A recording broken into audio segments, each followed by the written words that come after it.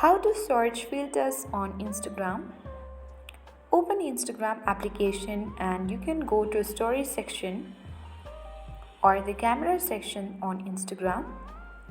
After that, you can simply swipe in this way and select any filters you want to apply to your photo or videos. You can swipe easily with your fingers, and in order to sort you can go till the end of all the filters and you can tap on browse effects at the bottom of the screen, or you can open by tapping on the magnifying glass icon.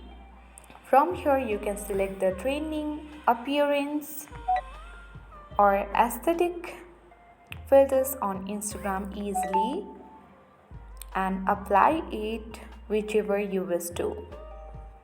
You can go to humor section or go to games as well and select any one you wish to. Let's open the filters, and as you can see the filter has been applied. And if you wish to save this filter, you can simply tap on save effect, and later you can use this effect as well or the filters. So this is how you can search filters on Instagram and apply it to your photo or videos on Instagram and easily post it. So that's how we search filters on Instagram. Thank you for watching and see you in the next video.